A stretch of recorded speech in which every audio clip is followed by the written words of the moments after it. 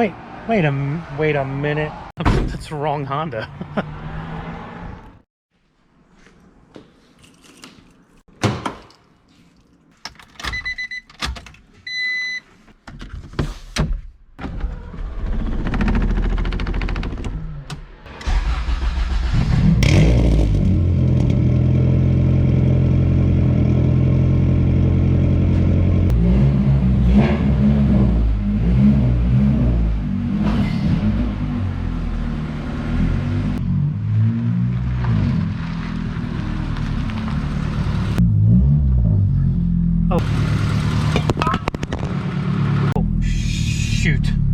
Not good.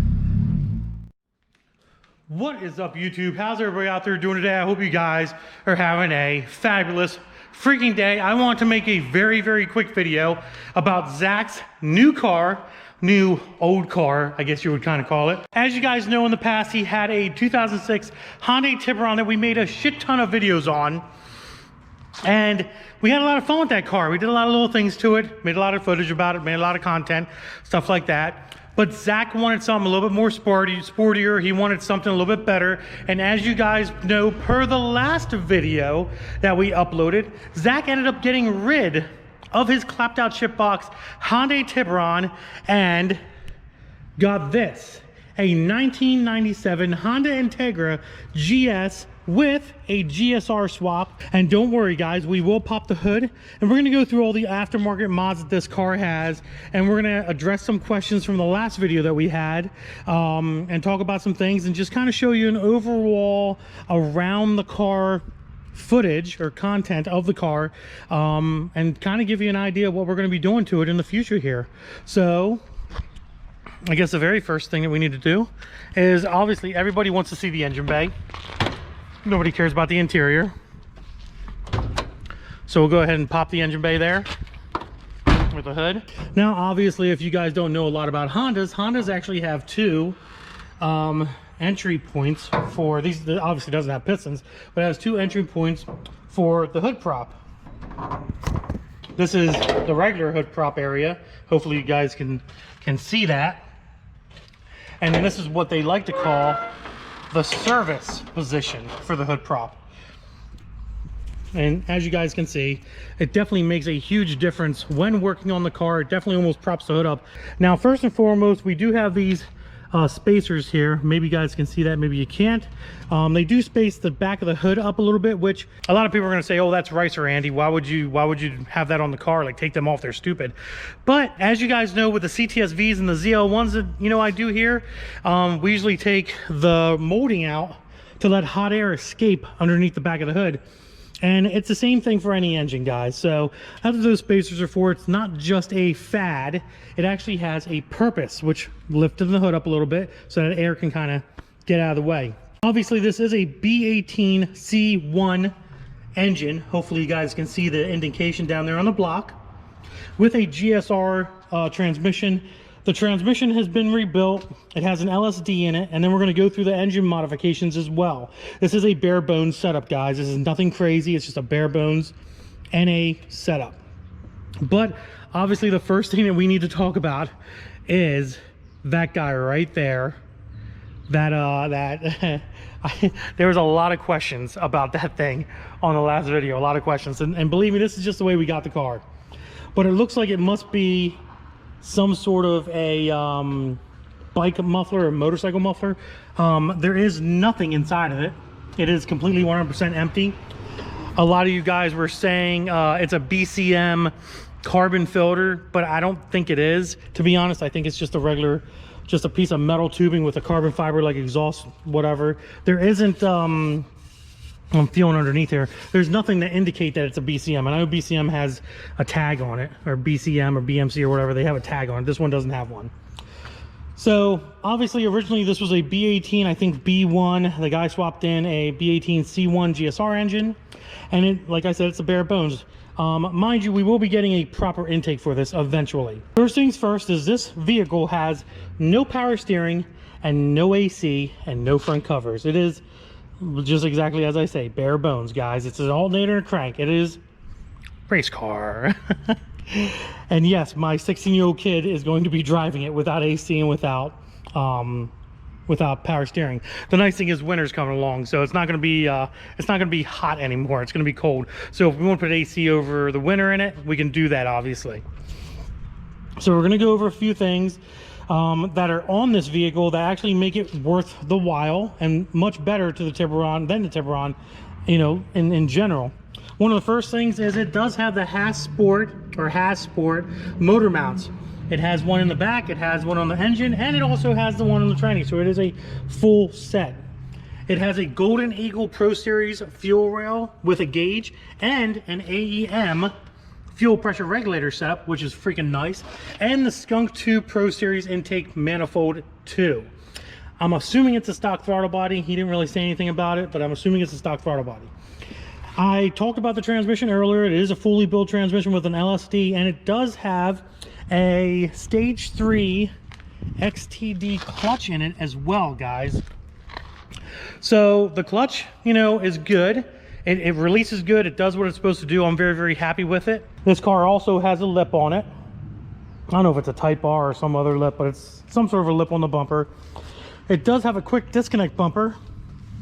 Probably you guys are wondering what this is all about. A little rubber band around these two guys, but this basically holds up, instead of the bolts being in here, this holds up the side of the bumper. And then you take out all these little whatever these speed clips, I guess, these little Allen screws, take them all out, and this whole bumper literally comes completely off of the car in like 2 minutes. So it's very, very little work to do to get that front bumper off, which actually I'm pretty happy about, because I hate taking bumpers off, and when they're easier, my buddy with his Evo has quick release on his bumper as well. It's very convenient, especially when you're trying to get to the intercooler and everything, which this does not have as of right now. But the one thing I wanted to show you was this car actually has, mileage wise, it actually has 216,000 miles on the car. I don't know how many miles are on the engine, to be honest. Of course, it is a 5-speed. My kid only drives 5 speeds. He don't drive oh, there's an aux cord right there. He don't drive no damn automatics like some people. We do the manual shit around here. I believe every kid needs to learn how to drive a manual. It's like millennial anti-theft is what it is. So that's basically the gist of the motor. We do eventually have a plan of turbocharging the engine. We haven't talked about it yet, but we are planning on doing something. Maybe we'll do cams, because the nice thing about these engines are, guys, these things are so freaking easy and cheap to work on. It's not expensive to do stuff with these cars. We also plan on getting a set of wheels as well. As you can see, they just have the Steelies with some cheap ass hubcaps on them, which really isn't a big deal. Car has a moonroof, obviously, our sunroof, moonroof setup. We're gonna get some of this all cleaned up.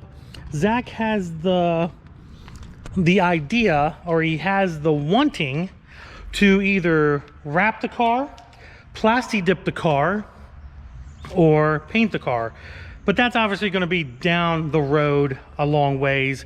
The nice thing is the car is a very running, drivable car. He's literally going to be able to get in this car and go. There's no work that needs to be done. There's no piping that needs to be done. It's boom, boom, boom, register it, inspect an emissions yet, and out the door. One other thing it has is it does have LED headlights on it. Let me show you that real quick. It actually came with a head unit. The car actually came with a head unit and a sound system. Hopefully you guys can see the LEDs, the halos. So it has halo LEDs, which is pretty cool. Hopefully you guys can see it. I don't know. It's really bright out here today. Interior, not bad. We're going to look at getting 2 new front seats. Obviously the back seats are good to go. We don't need back seats, but the 2 front seats could use a replacement. And if you guys look over there in that corner, you'll see the ECU pulled out. There is a reason why I actually did pull the ECU out, is because this car is a 97, and unfortunately, which I don't like, this actually has a P28 chipped ECU in it with, as you guys can see, the OBD2 to OBD1 conversion harness. I don't like this, to be honest. This is not my favoriteest thing to do in the world. I would much rather go with a Honda setup, or a AEM setup, or something of that nature, like a standalone ECU, which we will be going to in the future for sure. on this car, just for emissions regulations and stuff like that. Obviously an OBD2 car with an OBD1 setup, not gonna work too well. But yeah, so we're gonna switch that around and fix all that noise.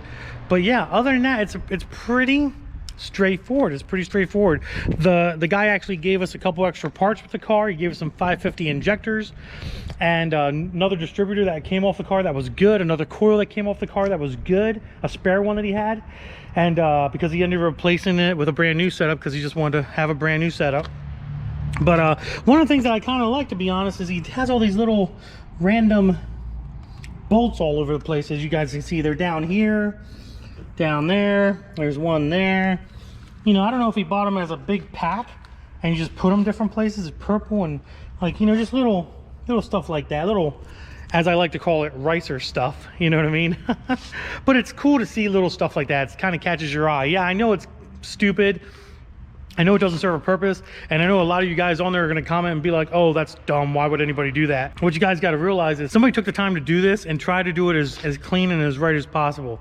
Yeah, the car has some dents in it, but I will say it is a very clean GSR swap in this setup. It would be better if it was a K20, not gonna lie. It would definitely be better if it was a K20 swap, but it's not. So yeah, that's pretty much it, guys. That's the rundown of the entire engine. The engine itself, the 1.8 GSR engine, is 100% completely stock. We're probably going to change the oil, change the spark plugs, and all that jazz in it. And then when I see Zach again, we'll probably put it up on the lift. There's a little bit of rust underneath, like surface rust.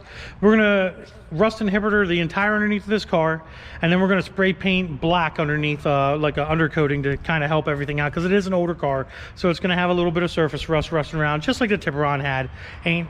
Not that big of a deal. But like I said, it's freaking awesome that Zach is able to just get in this car and go. He doesn't have to worry about anything. He's just pretty much just gotta learn how to drive stick, and that's it.